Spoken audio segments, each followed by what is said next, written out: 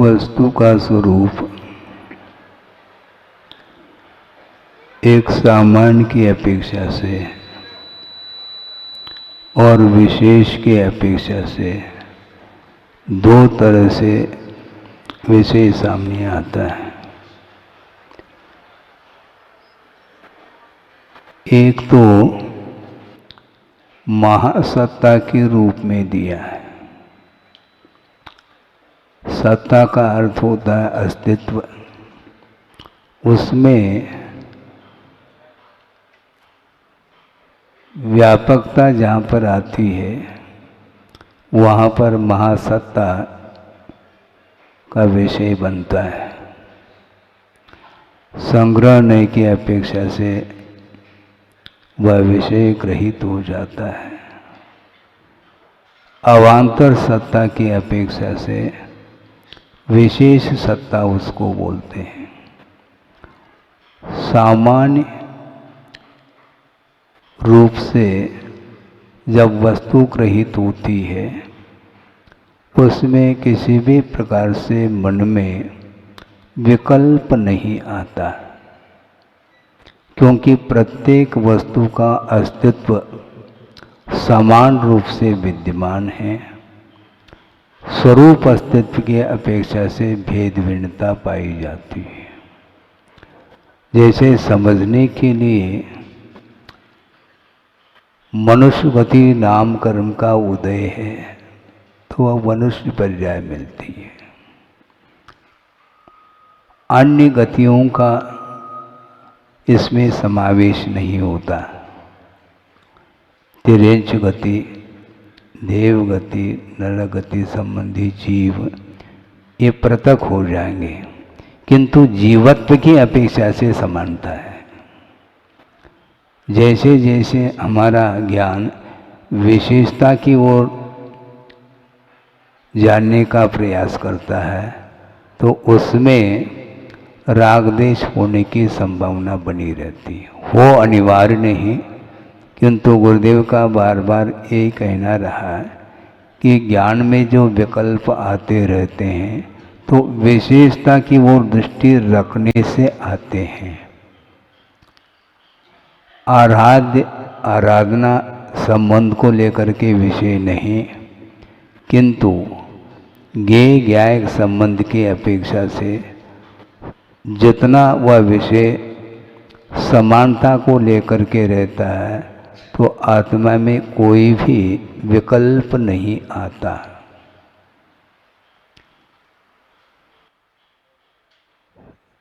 और मति ज्ञान का जो एक विषय बनता है वह भी आद्य ग्रहणम अवग्रह। अवग्रह रूप जो मति ज्ञान है उसमें कोई भी विकल्प नहीं है। लगभग वह दर्शन के समान सामने आता है। कोई भी वस्तु दिखाई पड़ रही है और मान लो वो वस्तु सफ़ेद है तो सफ़ेदी का बोध तो हो गया। अब ये सफ़ेद क्या हो सकता है, यह जो विषय है ये विशेषता को लेकर के है। और सामान्य की अपेक्षा से सफ़ेदी का निर्णय हुआ है।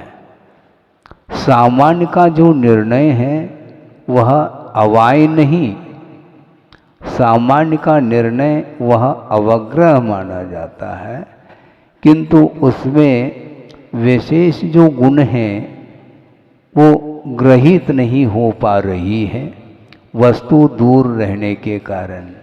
इसलिए सफ़ेदी को लेकर के ये वस्तु कौन सी हो सकती है, इस प्रकार की जिज्ञासा उसके अंदर उत्पन्न होती है। और विशेष जो लक्षण हैं या गुण हैं वो ज्ञान के जब विषय बनते हैं तो वह अवाय हो जाता है, यानी पूर्णता निर्णय हो जाता है।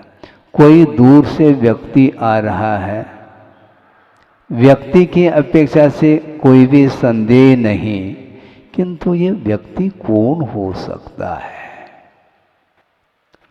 क्योंकि दूर से देखने में आया वो कोई व्यक्ति तो है, तो पक्का है, लेकिन यह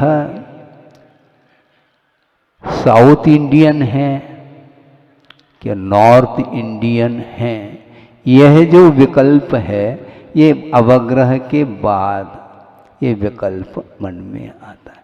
और किसी भी दक्षिण का हो या उत्तर का हो, व्यक्ति तो है, लेकिन विशेष जानने की जो इच्छा है यही विकल्प माना जाता है। सामान्य की ओर दृष्टि जाने से न हर्ष होता है न विषाद है। बड़े छोटे की परिकल्पना यह सामान्य में नहीं होती। क्या बड़ा और क्या छोटा है? द्रव्य जब अनादि अनिधन है तो कौन छोटा और कौन बड़ा, ये विकल्प क्यों मन में आता है? वर्तमान आयु संबंधी वह बात आ जाती है तो बड़े की और छोटे की परिकल्पना सामने आती है। वृषभनाथ भगवान के ज्येष्ठ पुत्र चक्रवर्ती है, भरत चक्रवर्ती, वो हमेशा बड़ा रहेगा। वो मुक्त होने के बाद भी वह व्यवहार छूट नहीं पाएगा।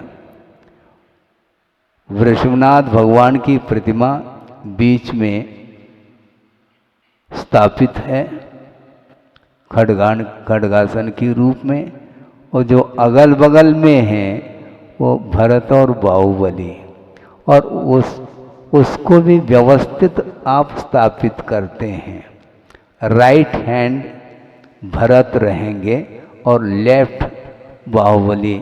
इसका अर्थ मुक्त होने के बाद भी ये राइट और लेफ्ट ये क्या वस्तु है, ये अतीत के पर्याय की अपेक्षा से ये बड़े भाई या ज्येष्ठ पुत्र हैं और ये अनुज हैं, छोटे पुत्र हैं, और तीनों को निर्वाण हो चुका है। तीनों मुक्त हो चुके हैं और मुक्त जीव में कोई भी सामान्य विशेष का भेद नहीं हो सकता। व्यवहार की भूमिका में हम भेद डालते ही चले जाते हैं, ये आदत है। और इस प्रकार यदि परिकल्पना ज्ञान में ये उठती रहती है तो निश्चित रूप से वह ज्ञान स्वस्थ नहीं माना जाता। इसलिए गुरुदेव का कहना है महासत्ता की ओर दृष्टि रखते हैं, निश्चित रूप से आकुलताएं सब शांत हो सकती हैं। आकुलताएं क्यों? कल परसों भी कहा था तुलना, और तुलना एक में नहीं होती, कम से कम दो होना चाहिए। तो उसमें मनोज्ञ अमनोज्ञ, बड़े छोटे हैं, ये जो परिकल्पना है ये पर्याय को लेकर के ही है।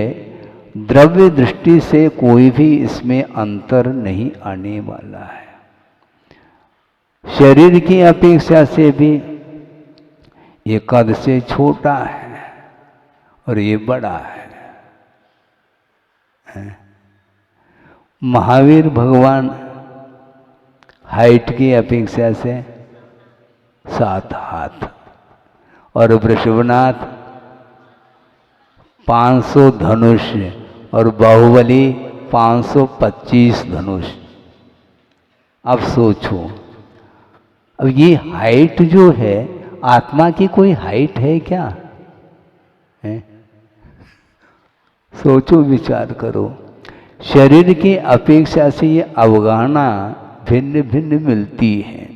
और वृषभनाथ भगवान उनकी समोषण की जो रचना हुई है 12 योजन विस्तार को लेकर के हैं, और महावीर भगवान 1 योजन छोटा और बड़ा हो गया।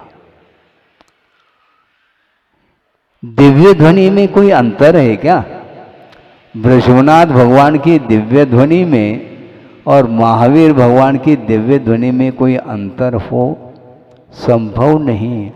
केवल ज्ञान में कोई भी फर्क नहीं आने वाला, क्योंकि वह स्वाभाविक ज्ञान माना जाता है और स्वभाव की ओर दृष्टि जाती है तो वहाँ पर कोई भी भेद देखने में नहीं आता, अभेद है वो। स्वर्ण, उसमें कोई अंतर नहीं है और अवस्था की अपेक्षा से अंतर देखने को मिलता है। स्वर्ण का एक मुकुट है, स्वर्ण जिससे मुकुट बनाया गया है, और मान लो चेन बना लिया है, लेकिन चेन में और मुकुट में पर्याय की अपेक्षा से भेद भिन्नता है, किंतु स्वर्णत्व की अपेक्षा से कोई भी अंतर नहीं है। लेकिन जिसको मुकुट इष्ट है तो उससे वह आकर्षित होता है, और जिसको मुकुट इष्ट नहीं है तो वह दूसरी पर्याय से आकर्षित होता है। तो ये आकर्षण क्या है? वस्तु का आकर्षण नहीं, वस्तु की जो पर्याय हैं, अवस्था विशेष है, उसको लेकर के आकर्षण विकर्षण हो रहा है। क्या बोलते हैं आप लोग? बूंदी, बूंदी और उसके लड्डू बना देते हैं, बूंदी की लड्डू हैं। और लड्डू क्या है? केवल गोलाई का नाम लड्डू है, हैं? और उस लड्डू को फोड़ करके चूरा करके रख दें तो स्वाद में अंतर आता है क्या? लेकिन देखने में अच्छा नहीं लगता महाराज। हाँ, समस्या खड़ी हो गई। तो हमेशा यही समस्या खड़ी होती रहती, अवस्था को लेकर के। लड्डू गुलाई को लेकर के हैं, इसलिए हमें लड्डू चाहिए, किंतु आप लड्डू खाते हैं? नहीं, लड्डू का कोर ही लिया जाता है। पूरा लड्डू आपके मुख में नहीं जा सकता, इतना बड़ा लड्डू है, तो उसको कोर बना करके, पीस बना करके ही लेते हैं। तो आखिर स्वाद में क्या अंतर आता है? केवल एक आकृति है, आकार प्रकार को लेकर के भी आकर्षण, वर्ण आदि को लेकर के भी आकर्षण। ये सब आकर्षण ये वस्तु से बाहर ही है। ये सब केंद्र में कोई भी आकर्षण नहीं, अर्थात स्वभाव की दृष्टि से, द्रव्य की दृष्टि से उसमें किसी भी प्रकार से कोई विकल्प ही नहीं है। इसलिए महासत्ता को हम केंद्र में रखते हैं तो किसी भी प्रकार से कोई हर्ष और विषाद ये संभव ही नहीं। हम ये पूछना चाहते हैं, पुद्गल की स्वाभाविक पर्याय कौन सी है? परमाणु। परमाणु को लेकर के कभी हर्ष विषाद हुआ है? महाराज वो दिखाई नहीं देती, वह इंद्रिय का विषय नहीं बन सकता परमाणु, इसलिए उसमें न हर्ष है न विषाद है। और जो ही इंद्रिय के विषय बनने लगते हैं तो त्यों ही स्पर्श रस गंध वर्ण ये सारे इंद्रिय के विषय बनते हैं। उस समय उसको लेकर के हर्ष और विषाद प्रारंभ होते हैं। हाँ, शुक्ल वर्ण अच्छा है क्या कृष्ण है? सुनो तो, कृष्ण और शुक्ल ये वर्ण की अवस्था है, ये गुण नहीं है, पर्याय है। तो मैं ये पूछना चाहता हूँ, आपको शुक्ल वर्ण पसंद है क्या कृष्ण है? दोनों पसंद है कहते हैं, बिल्कुल ठीक है, क्योंकि दांत सफेद होना चाहिए, बाल काले होना चाहिए। ये सब क्या है? ये बाल सफेद हो गए तो उसको काले बनाने में लग जाएंगे, क्योंकि बाल सफेद अच्छे नहीं लगते हैं। और दांत उस पर किट कालीमा आ जाए तो नहीं, उसको सफाई साफ करते हैं। ये सब अलंकार इसी को बोलते हैं।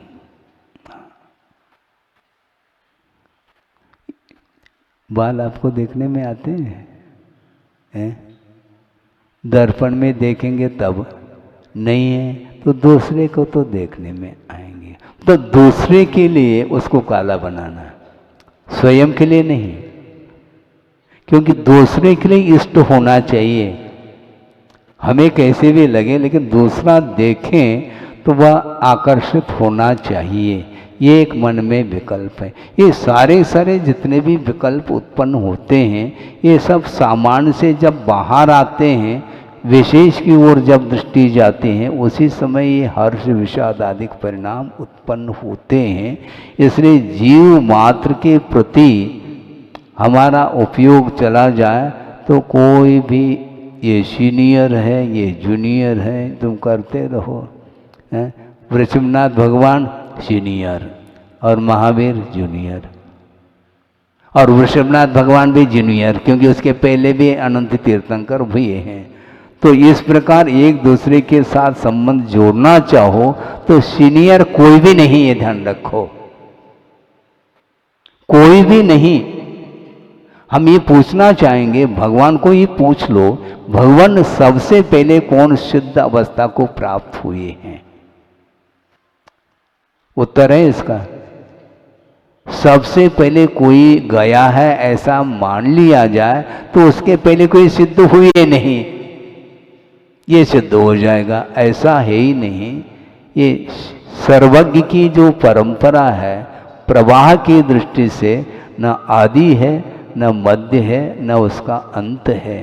अनंत काल से ये जीव मुक्त अवस्था को प्राप्त होते चले जा रहे हैं और अनंत भविष्य काल में भी होते रहेंगे और वर्तमान में भी हो रहे हैं। तो ऐसी स्थिति में कौन पहले हुए कौन बाद में, ये कोई भी विषय बन नहीं सकता है। नहीं तो शुद्ध बनने के उपरांत भी यही विकल्प करते रहोगे, हम पहले बने, तुम अभी आए, तुम जूनियर हो। ये ध्यान रखो, ये अवस्था के अपेक्षा से, काल के अपेक्षा से ये दूरी नापी जा रही है, किंतु वस्तुतः संवेदन की दृष्टि से देखेंगे तो कोई भी अंतर नहीं है। एट प्रेजेंट अभी अभी कोई सिद्धत्व को उपलब्ध कर लिया, उन्हीं जो संवेदन हो रहा है अनंत सुख का, वही संवेदन दूसरे को भी हो रहा। जो पूर्व में सिद्धत्व को प्राप्त किए हैं उनको भी वर्तमान का ही संवेदन होना है। अतीत का कभी भी संवेदन, अनंत सुख का भी संवेदन अतीत का नहीं हो सकता, न अनागत का संवेदन होगा। वो बुद्धि के विषय बन सकते हैं, ये अलग विषय है, किंतु संवेदन केवल एक समयवर्ती संवेदन होता है, वह अनंत सुख के रूप में। और अनंतर समय में जो पुनः अनंत सुख का संवेदन होना है, वो वही सुख है। काल के अपेक्षा से मात्र अंतर आया है, किंतु क्वालिटी के अपेक्षा से कोई भी अंतर नहीं है। तो ऐसी स्थिति में हीनादिकता से रहित जो स्वाभाविक सुख है, उस सुख की ओर किसी भी व्यक्ति की दृष्टि नहीं जाती और इंद्रिय सुख को लेकर के वह एक दूसरे के साथ तुलना करता रहता है। इसलिए न्यूनाधिकता को लेकर के किसी को हर्ष, किसी को विषाद होता रहता है। इससे स्पष्ट है, अपने आप को जब हम देखते हैं, विषय बनाते हैं, तो बाहर के जितने भी पदार्थ हैं वह विषय नहीं बनते हैं। तो ऐसी स्थिति में हर्ष विषाद कहाँ से होगा, मुझे बताओ? हम दूसरे के साथ तुलना करेंगे तो ये ज्ञान का विषय बनता है कि मैं 5वीं कक्षा का छात्र हूँ और ये 12वीं कक्षा का छात्र है। शुरू हो गया ये पहली कक्षा का, और उसके पहले LKG UKG ये भी है, नर्सरी। और नर्सरी में जो बैठा है बालक, उसको कोई विकल्प ही नहीं। मान लो LKG अथवा UKG में जो छात्र पहुंचा है वो परीक्षा में पास हो गया और उसको 100/100 नंबर मिल गए, लेकिन उसको 100 की गिनती नहीं आती, उसको 100 की गिनती नहीं आती। उसको कह दिया तुम्हें 100/100 नंबर मिल गया। हाँ मिल गया, ज्ञान ही नहीं उसको, लेकिन ज्ञान का विकास हुआ है, लेकिन वह ज्ञान का विकास दृष्टिगत नहीं हो पाता। तो इसलिए एक दूसरे के साथ संबंध जोड़ते हैं तो निश्चित रूप से छोटे बड़े की परिकल्पना, धनी निर्धनी की परिकल्पना, ये ज्ञानी ये अज्ञानी आदि की कल्पना होती रहती है। उससे कोई भी प्रयोजन सिद्ध नहीं होता, बल्कि इसके माध्यम से दुख का संवेदन और होता रहता है। हम ये पूछना चाहते हैं, इंद्रियजन्य जो सुख है वो क्या है, हमें बता दो, वो क्या है? एक दूसरे की अपेक्षा से मैं सुखी हूं, इसका जो एहसास है सामने वाला दुखी होना चाहिए। यदि वह भी उतना ही सुखी है तो क्या सुख का स्वाद आएगा? सौधर्म इंद्र है, उसको जो सुख है, सामने कोई भी इंद्र नहीं, सामानिक है, त्रायत्रंश है, पारिषद है, लोकपाल है, अभियोग्य है, किलवेशिक है, ये अनेक प्रकार के फैकल्टी हैं। और उनका उन सब में जो प्रमुख कौन है तो वो इंद्र है। इंद्रक जो बिल है वह बीच में होता है। इंद्र जो है स्वामी का प्रतीक माना जाता है, वह स्वामी के रूप में। जैसे योगींद्र कहा, योगियों के स्वामी प्रमुख, उसको इंद्र बोलते हैं। जो ये प्रमुख क्या है, इसका अर्थ दूसरे प्रमुख नहीं है, ये प्रमुख अतिथि, मुख्य अतिथि, इसका अर्थ बाकी सारे सारे सामान्य हैं। और सामान्य की गिनती क्वांटिटी बहुत है, इसके बाद भी उसको कोई सुख नहीं, क्योंकि उस अतिथि के पूर्व में मुख्य यह शब्द जुड़ा हुआ होना चाहिए। तो ये सापेक्ष सुख माना जाता है, और सापेक्ष जो सुख होता है वह सुख नहीं, वह सुखाभास है। निरपेक्ष जो सुख है वह स्वाभाविक सुख माना जाता है, उससे बढ़ करके और कोई भी सुख नहीं, जिसको बोलते हैं शुद्ध अवस्था में अनंत सुख का संवेदन होता है। तो उसको आप रखो सामने तो सब दुख भूल जाएंगे आप, कि उनसे बढ़ करके कोई सुखी नहीं। और संसार में हमें हमेशा तुलनात्मक दृष्टि से ही ये सुख दुख की परिकल्पना होती रहती है।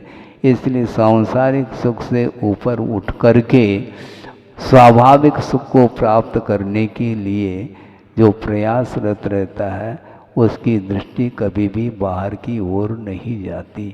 गुरुदेव का हमेशा ये कहना रहा कि साधक की दृष्टि हमेशा ऊपर की ओर होनी चाहिए। मैं जो साधना कर रहा हूँ, मेरे से ऊपर और बड़े बड़े साधक हैं, तो अपने आप ही अहंकार समाप्त हो जाएगा, और अपने से निचले वाले जो साधक हैं उस ओर ध्यान जाएगा, तो मेरे से बढ़ कर के कोई भी साधक नहीं है, ऐसा महसूस हो सकता है। हाँ, ये नहीं होना चाहिए। लेकिन प्राय करके यही होता है, अपनी कक्षा से निचले कक्षा वालों की ओर ध्यान जाता है तो आत्मसंतुष्टि मिलती है उसको, मैं ऊपर हूँ। अच्छा, तुम्हारे ऊपर कोई है क्या? नहीं है। उस ओर देखेंगे तो है, नहीं है तो कोई नहीं। फिर लोक के अग्रभाग पर अनंत सिद्ध परमेष्टि बैठे हैं, ध्यान रखो। हम सब धरती पर हैं, वो शिखर पर हैं। भले ही कोई सभा में शिखरचंद हो, ये बात अलग है, लेकिन वह धरती में बैठा है और नाम से शिखरचंद है। और वो सारे सारे अनंत सिद्ध परमेष्टि एक ही स्थान पर विराजमान है। उनमें किसी भी प्रकार से तुलनात्मक दृष्टि से हीनादिकता नहीं। अतीत अनागत को सामने रख कर के भले ही आप वर्णन कर लो, इससे कोई भी अंतर नहीं आने वाला, क्योंकि वह अंतिम पर्याय मानी जाती है। जिस प्रकार दूध की पर्यायें कई निकलती हैं, दूध को तपाया और दूध दही के रूप में परिणत हो गया तो दूध का अभाव हुआ, प्राग भाव हुआ। अब दही, और दही के बाद और भी पर्याय होंगी, उसको मंथन करेंगे दही का तो नवनीत निकल आता है। तो दही और नवनीत में अंतर है, लेकिन नवनीत यह दूध की अंतिम पर्याय नहीं, क्योंकि उस नवनीत में वस्तु को प्रकाशित करने की क्षमता नहीं है। आप आरती उतारते हैं, घृत घी की आरती उतारते हैं क्या? नवनीत की। नवनीत आप बाती और नवनीत रखो तो वो प्रकाश नहीं दे पाएगा। घृत में ही क्षमता है प्रकाशित करने की। उसी प्रकार शुद्ध अवस्था घृत की भांति है, उसके बाद और कोई भी पर्याय उत्पन्न नहीं होगी। इसलिए स्वभाव की ओर दृष्टि रखने से एकदम उपयोग शांत हो जाता है। महाराज, मन में शांति कैसे आएगी? स्वभाव की ओर दृष्टि रखो। भले स्वभाव की उपलब्धि नहीं है, ये बात अलग है, किंतु स्वभाव की ओर दृष्टि रखने मात्र से भी सारे सारे कालुष्य भाव समाप्त हो सकते हैं। हर्ष और विषाद ये दोनों, ये किसकी पर्याय है? ये मोह की ही पर्याय है। हर्ष यह भी कषाय और विषाद यह भी कषाय। कोई शोक का अनुभव करता है तो वह दुखी है महाराज, ऐसा बोलते हैं। और कोई हास्य, हंसी आ रही तो बहुत आनंदित है, गलत बात है। वह हास्य भी वह मोहनी की ही प्रकृति है। 28 मोहनी के भेद हैं, उसमें हास्य भी है, शोक भी है, रति भी है, अरति भी है, तीनों वेद भी हैं, जुगुप्सा भी है, भय भी है। ये सारे सारे हैं, ये सब पाप प्रकृति मानी जाती है।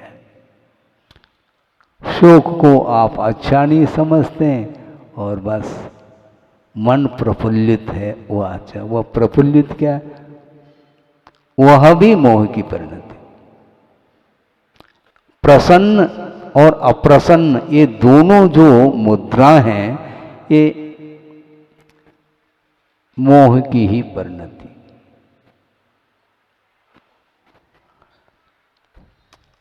भगवान न प्रसन्न रहते हैं न अप्रसन्न, वो तटस्थ हैं। तटस्थ का अर्थ क्या? अपने तट में स्थित हैं, दूसरे के तट तक नहीं जाते हैं। दूसरे के तट तक जाओगे तो फिर दिक्कत होगी आपको। भव नदी तट तक ले चलो, ये तो फिर भी ठीक है। संसार रूपी तट का अंत आ जाए, ये तो फिर भी हमारे लिए अच्छा है। किंतु दूसरे की ओर दृष्टि रखेंगे तो तो निश्चित रूप से कंपैरिजन होगा और उसमें आपको तनाव आएगा। हमें किसी को देखना नहीं। मान लो दृष्टि नासाक पर रखेंगे तो दूसरे की छाया नहीं आएगी, हैं?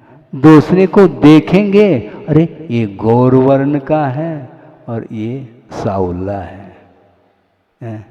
ये कृष्ण वर्ण का है और ये गौर वर्ण का है, और ये चालू हो गया।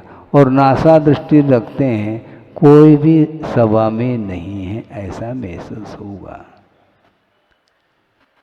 ये भिन्न भिन्न इंद्रियों के जो विषय हैं वो उन विषयों की ओर ज्ञान जाता है। ज्ञेय पदार्थ ज्ञान में नहीं आते।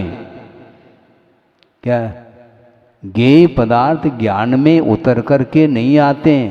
ज्ञेय अपने स्थान पर है और ज्ञान ही वहां तक पहुंच जाता है। ज्ञेय हाइको दे रहा हूं, गुरुदेव ने लिखा है, हमने नहीं। ज्ञेय चिपके, ज्ञान चिपकाता तो स्मृति हो आती। ज्ञेय चिपके, चिपकने की क्षमता उसमें है, किंतु ज्ञान चिपकाता तो चिपके, यानी ज्ञान गोंद का काम कर रहा है। ज्ञेय बहुत दूर है, उस ओर ज्ञान चला जाता है तो वह ज्ञेय का विषय बन जाता है। इसलिए उस ओर ले जाना नहीं चाहिए। आप अपना जो उपयोग है, मन है, वो अपने आप में स्थिर रहे तो जगत शून्य हो जाएगा। ये बहुत कठिन है महाराज। कठिन क्या है? स्वयं को ही करना है, दूसरे थोड़ी करने के लिए आएगा। आंख खोल करके हम देख रहे हैं, क्या दूसरा आकर के आपकी आंख को खोला है? बताओ। हम ही खोल रहे हैं। खोलने के लिए आज्ञा किसने दी है? स्वयं ने आज्ञा दी है। इसलिए वो देखने की इच्छा, भिन्न भिन्न इंद्रियों के जो विषय सामने उपस्थित हैं वो आपको ये कह नहीं रहे हैं कि मुझे चखो, मुझे देखो, मुझे सूंघो, मुझे सुनो। वो कह रहे हैं क्या? नहीं, हम ही सुन रहे हैं। हम न सुने अनिवार्य थोड़ी कि सुनना, कुछ नहीं, हमें नहीं सुनना, फिर भी शब्द आते ही नहीं महाराज। शब्द ज्ञेय हैं, हम सुनेंगे तब। उपयोग उस ओर नहीं ले जाएंगे तो शांत है वो। अब फिर महाराज वो तो शब्द तो सुनने में आ रहे हैं ना, उससे हमें हो क्या रहा है? वो शब्द है, बस इतनी सी बात है। क्योंकि शब्द भी अपने आप में एक पौद्गलिक पर्याय है ना। ज्ञेय है वो भी, तो ज्ञेय तक सीमित रखो ना, ये ज्ञेय है नहीं, वो हमारी आलोचना कर रहा है। अब आलोचना के शब्द और प्रशंसा के शब्द, इनमें कोई अंतर है क्या? वो भी शब्द ही है। भाषा वर्णा से ही वो निर्मित है, वह शब्द है। लेकिन वो कठोर हैं और ये मृदु हैं। ये श्रुति मधुर हैं, वो कटुक हैं। अरे कटुक क्या है? शब्दी तो है। शब्द ज्ञान नहीं, किंतु जो ज्ञानमान है उसको नचाता है। हाँ, सहन नहीं होता। कर्कश शब्दों का प्रयोग कोई कर ले तो ऐसा लगता है कि जीवन भर वह याद रहता है, मुझे उनको देखना है। ये सब क्या है? ये पुरुषार्थ इसमें होता है। पंचेंद्रिय निरोध करना है। आप यदि मान लो किसी ने आलोचना आपकी की और उसका प्रतिकार का यदि भाव आ रहा है तो आपका कर्णेंद्रिय के ऊपर विजय नहीं है, ऐसा हम कहेंगे। आपको अच्छा लगे अथवा बुरा, बुरा अच्छा क्या वस्तु, पक्की बात है। मान लो किसी ने प्रशंसा कर ली तो वंस मोर कहता है वो, हाँ, एक बार और सुनाओ, जबकि वो भी शब्द है। इसलिए कुंद कुंद की ओर ध्यान दो। सद्धो नानम नहवदी, शब्द ज्ञान नहीं है, क्योंकि वह पौद्गलिक परिणति है। इस प्रकार भिन्न भिन्न इंद्रियों के जो विषय हैं उनको लेकर के हमेशा हर्ष और विषाद होता रहता है। हर्ष विषाद से ऊपर उठने का नाम ही मोक्ष मार्ग है। अहिंसा परमो धर्म की जय।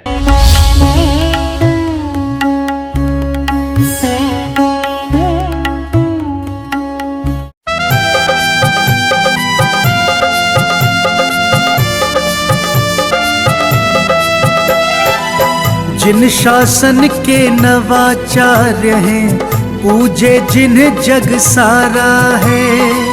जिन शासन के नवाचार्य हैं, पूजे जिन्हें जग सारा है।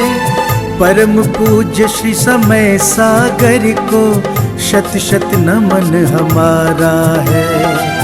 परम पूज्य श्री समय सागर को शत शत नमन हमारा है।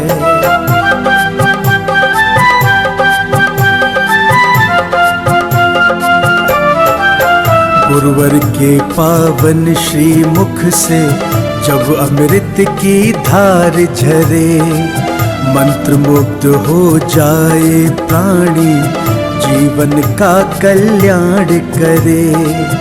गुरुवर के पावन श्री मुख से जब अमृत की धार झरे, मंत्र मुग्ध हो जाए प्राणी, जीवन का कल्याण करे। मोक्षदाहिनी वाणी उनकी ज्ञान की अविरल धारा है। परम पूज्य श्री समय सागर को शत शत नमन हमारा है। परम पूज्य श्री समय सागर को शत शत नमन हमारा है।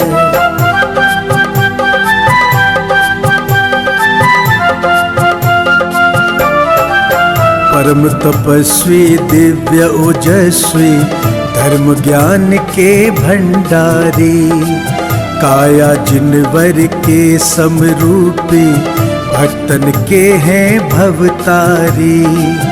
परम तपस्वी दिव्य ओजस्वी, धर्म ज्ञान के भंडारी, काया जिनवर के समरूपी, भक्तन के हैं भवतारी। दिव्य दिगंबर रूप गुरु का लगता बड़ा ही प्यारा है। परम पूज्य श्री समय सागर को शत शत नमन हमारा है।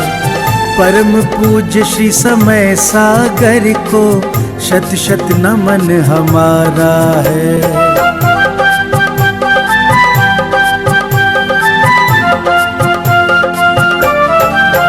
विद्या गुरु की प्रतिमूरत है, उनकी ही परछाई है।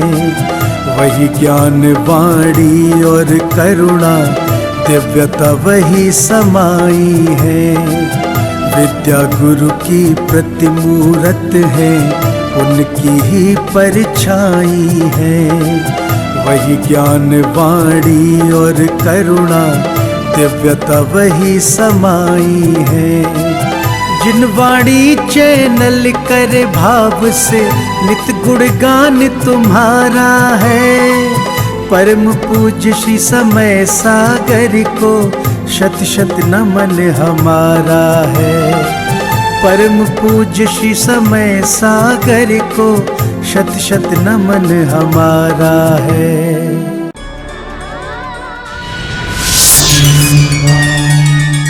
कि उस बाल कलाकारों